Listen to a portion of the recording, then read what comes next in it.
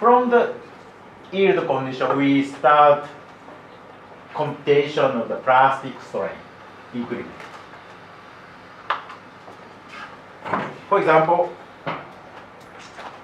so d epsilon is an input value. It's okay. So we input this value. We don't know d epsilon p. So now we compute d epsilon p. So and then d epsilon is a known. This is unknown, but this is computed. So we can compute the d epsilon e. So we know the e, the elastic modulus e, so large e. So multiplied dE. So we get stress increment. It's okay. So start from here. Why we introduce large h? Later I explain. Sigma is like x or y. So this is arbitrary. I can select. So consistency condition means how to expand, how to shrink the yield surface due to a plastic deformation. We have to define this equation. So this is consistency means this size, change of the size of the surface must be equals, actually, change of the shape of yield surface should be equal to change of size. So in that case, if this equation does not fulfill, so change of size, this is the first, change of size is like that. But this is, for example, df, dh, dh. So this is round f, round sigma, d sigma. So if two value is different value, so two surface is not coincident. So it means does not agree well with one surface that does not equal. So if this increment is same as this increment, so two surfaces should be same. So this is a consistency condition. This is a very, very important equation in the elastoplastic computation. But this is mathematically, we have to consider this one. So this is no problem, I think.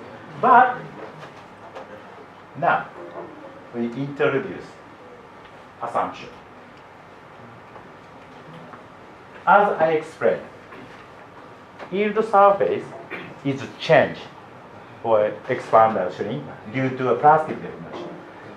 The internal value h must be equal to the function of elastic property or elastic deformation. Plastic deformation. This is a material function of the plastic deformation. So dh not equal 0. So surfaces expand or shrink. So elastic deformation occurs. So this part does not exist. So yield surface does not expand and shrink. It's okay? Yield surface change due to a plastic deformation. It means that dh is not equal 0 is expand or shrink. dh equals 0 is does not shrink, it's elastic. So we have to consider dh as a plastic deformation function. So dh is a function. dh is any function. So function g, if we could now use, so g, any function, or so for example, this is d, this is sigma, and then this is blah, blah, blah. So many kind of function.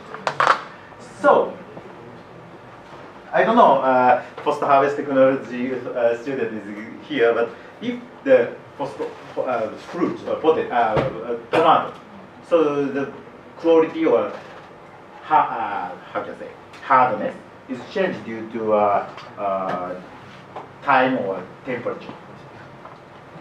So in that case, time t, so many functions should be included in the. So if the time is shift or pass. So the hardness is changed. So the yield surface shrink. So due to a small stress application, so the tomato has a damage. For example, the strawberry has a very small yield surface. For example, if the deformation of the strawberry is explained by using the elastoplastic constitutive concept. So this part is not. This is cannot explain. So in that case we cannot apply. But sometimes assumption is applied. So cells deformation is like crystal slips. So in that case we can apply. So this depends on the researcher's opinion. So if you write the paper, so you submit the journal, so reject. So reviewer cannot accept the cell deformation is not like, for example, elastoplastic deformation. So I have to consider again. But this is one of the approach. I think this is very interesting for me. So please, I want to make this damage mechanics. This is very, very interesting. And then this is constant concept. DH is a function of the plastic strain. So lambda H. H is any function. So plastic increment. This is defined like that. D epsilon P equal lambda multiply large N. So large N is a direction of the plastic deformation. In the one-dimensional case is same as axis, proud axis. So one-dimensional case is the same as f-axis. So this is N. Only direction. The lambda is the size of the plastic deformation. Why do we use this kind of definition? Later, the convenience of this definition you can understand. So we apply this one. So lambda is defined like that. It's okay? Start from here. The dh is must be equal the function of the plastic deformation. Plastic deformation is described like that. And then finally, lambda is here. This is the size of plastic deformation. So we can get the size of the plastic deformation by this equation. So plastic deformation, this multiplied by n, we get plastic deformation.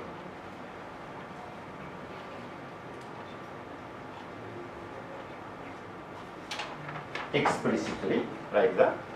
So if you compute this equation, so you can accumulate plastic deformation by using this equation. And then substitute the epsilon p here, and the epsilon is the input value. This is known value. So we get the unknown d epsilon e from this one and this one. So we get this one. So finally we got to deal with complicated, but we get, so this is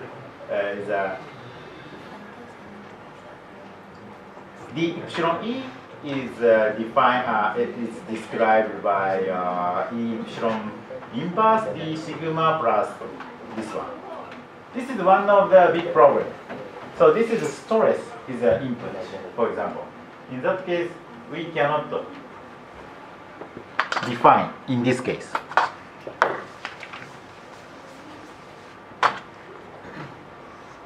This is the epsilon. This epsilon. This is sigma. So for example, this case,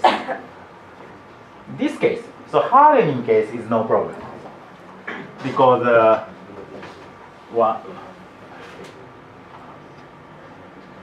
every time the solution is 1. But this case, we have 2 solutions. We cannot immediately compute. So this is a solution. So this is very difficult. Okay, so more a simple answer is, for example, this is a material. So put the weight here and next weight here. So this bottle can support 1 kilogram, for example. 999 is okay.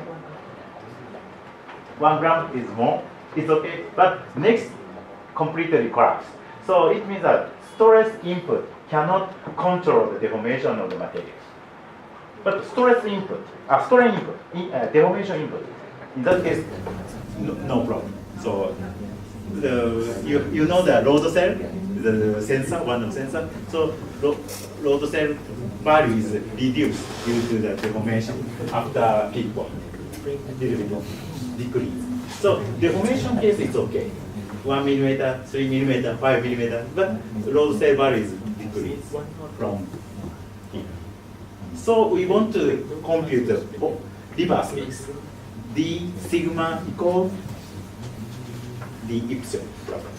So where? From where? From here. This is the inverse relation we compute by using this formula. So multiply df d sigma large E from left hand side. So we get this equation. So compute. So this part, it's okay. And then this part is moved here.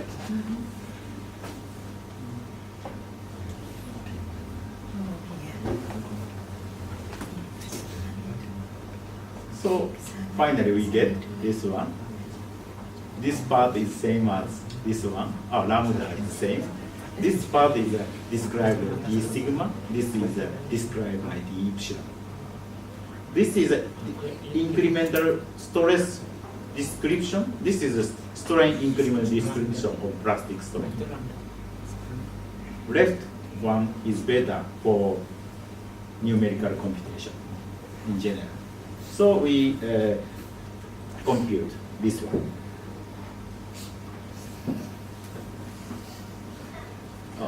Wait, I give you the sum. No problem. So the epsilon equals the epsilon E plus the epsilon. So this one, this one, this one, this one. So one step. So only E, large E multiplied by left hand side. And then this part is d sigma. This part d sigma. This part is d epsilon E minus E epsilon B. So then I apply this part for here. So left hand side is d sigma. Right hand side does not exist d sigma. So this is a inverse form of previous one. Stress increment, strain increment relation. Previous one, strain increment and stress increment definition. So last one is better for computation. I explain again.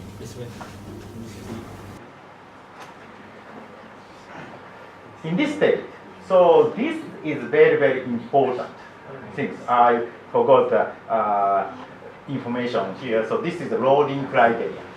Loading criteria.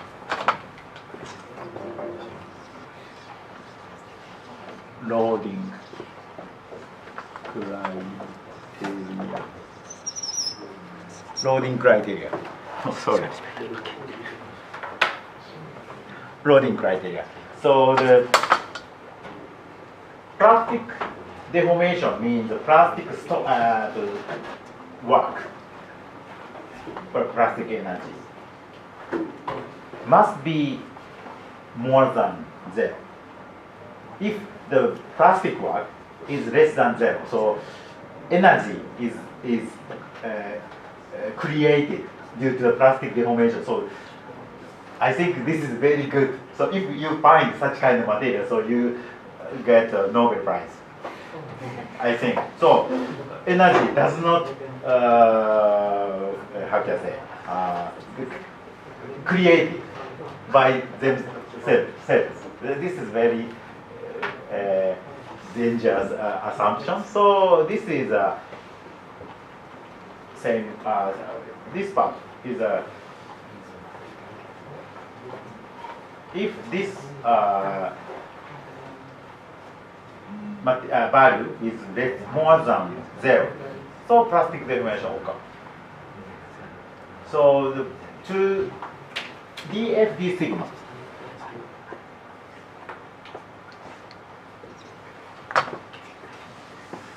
what does it mean? The yield surface and DFD sigma is a DFD sigma. This is a normal vector of yield surface, for example. Yield surface. The two product is more than 0 is this one. More than 0.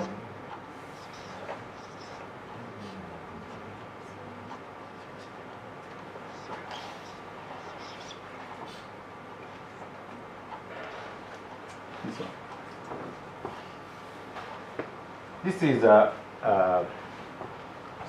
less than 90 degrees. This product is more than 1. More than 0, sorry. In this case,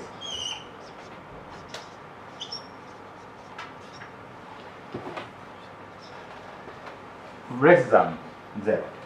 It means that the stress go back to the inside yield surface. This is an elastic deformation should be. So these phenomena compute by using this this part. This is a loading criteria. This value is okay, so the plastic deformation occur. Lower equation is compute. The plastic deformation does not occur. It's okay. So maybe first time. So I think if okay, everything I understand. So my work is finished maybe. Yeah. So oh no, this is difficult. Oh, please come to Japan. So I can say, or I can come again to explain this part, for example, for example. Okay. So finally, we explained elastic constitutive model. So the red part is a pure elastic deformation. So d sigma equals E large E multiplied E epsilon. But blue part is a plastic. So elastic deformation like that. But plastic part is relaxed or reduce the deformation or stress increment. So this is a relaxation due to a plastic deformation. So which you call the this part. It's okay. So this is an elastic part, elastic. But actual deformation is here. It means that from here to there, this is a plastic relaxation. This is a plastic relaxation. So stress should be reduced due to a plastic deformation. So energy is dissipated by the plastic deformation occurrence of the plastic deformation. So this part is very important. But in the equation, we can find, we can describe like that. This is an elastic deformation from here, and the relaxation part is there. So decrease the stress going down. This part. If this part is minus, so this part plus this one, so very strange deformation occur. So plus and minus of this part is very important. It's okay? The hardening barrier, so we can make any kind of, as you like. You can make many kind of several kind of the model. So the functions, hardening variable, temperature, time. You know the metal. The high temperature, so the yield surface shrink due to. It's okay. So metal is melting down due to the high temperature. So yield surface is very, very small. It's okay. So Y is the size of the surface should be included. T should be included. So T, small t is a time. Please image. For example, the soil, clay. To put the weight on the clay, so the shrink is gradually occur. For example, this type of shape, or metal, or the candy, water candy. So you don't know? Yeah. So gradually deform, creep deformation. This is T is important part. But I don't like T included in the constitutive model. But why? T can control only by God. Yeah. So we cannot want to input T inside. So as a formulation, we can define. Yeah. So this part is your physical eye is important. So what kind of property should be included in the constitutive model to explain the deformation of the material precisely and realistically. Okay, three extension to the three-dimensional case. Oh, this is three-dimensional. Oh, very difficult. I don't think so. Yeah, little bit definition is little bit difficult. So three dimensions. So the stress, we have 9 stresses: sigma xx, sigma yy, sigma zz, and tau xy, tau yz, tau zx. So we have 9 components of the stress, but only this. So formulation is not so change, does not change. So sigma is a 9 component. The function is same. So now I explained x squared plus y squared. Z squared is also included in the equation, only this. So included, but size of the h, this does not change. So formulation is same, almost same. So I want to explain, or I want to extend the constitutive model for describing real material. Really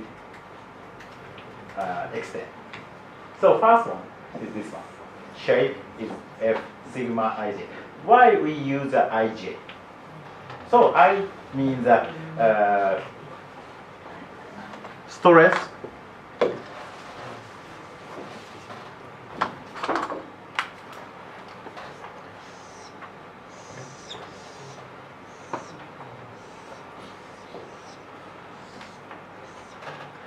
So stress has 2 legs. One leg is this one.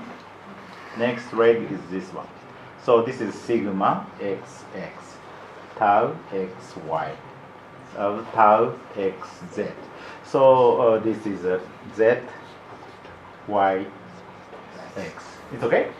So in that case, this is a direction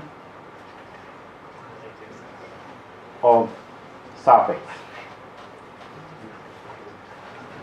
So first character is the direction of the surface.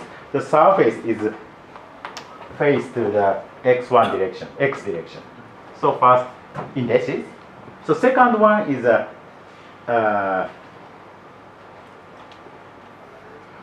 direction of the stress vector. So this vector is parallel to the x direction. So sigma xx is the surface. The direction is the same as x. Vector of stress is same as x. So xx. xy means the x and y. So we have to use two indices. Oh, sorry. Okay. So. Okay. So this first index is I is this is change 1, 2, 3. In the computation, 1, 2, 3 is better. X, Y, Z is not convenient. So I equal 1 is the X direction, I equal 2 is the Y direction, I equal 3 is the Z direction. So I and J is changed from the 1 to 3.